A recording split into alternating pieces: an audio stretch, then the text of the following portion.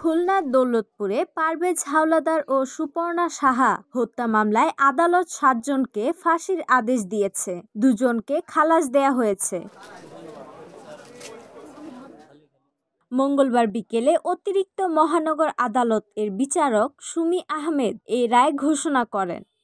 রাষ্ট্রপক্ষের আইনজীবী ফারহানা হক জানিয়েছেন, ফাঁসির দণ্ডপ্রাপ্তরা হলেন।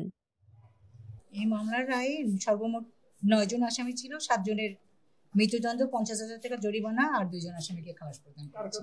মিথুন, তুষার, জীবন, তুহিন, রাজ সহ আর ২ জন আর কুটি এবং শামীমকে খালাস। রাষ্ট্রপক্ষ এই মামলাটা প্রমাণ করতে সমর্থ হয়েছে, সর্বোচ্চ শাস্তি পেয়েছে এটাই।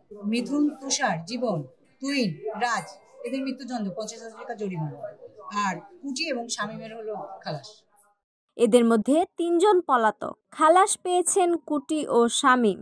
মামলার এজাহারে উল্লেখ করা হয়, ২০০৯ সালে ৩ জানুয়ারি রাতে দেয়ানা সবুজ সংঘ মাঠের কাছে সন্ত্রাসীরা পারভেজ হাওলাদারকে গুলি ও ধারালো অস্ত্র দিয়ে কুপিয়ে হত্যা করে। শাহপাড়া থেকে এগিয়ে আসা সুপর্ণা সাহা ও তার পরিবারের উপরও গুলি চালানো হয়। গুলিবিদ্ধ অবস্থায় হাসপাতালে নেওয়া হলে সুপর্ণা সাহাকে মৃত ঘোষণা করা হয়। পারভেজের বাবা নিজামুদ্দিন বাদী হয়ে ৭ জনকে আসামি করে মামলা দায়ের করেন।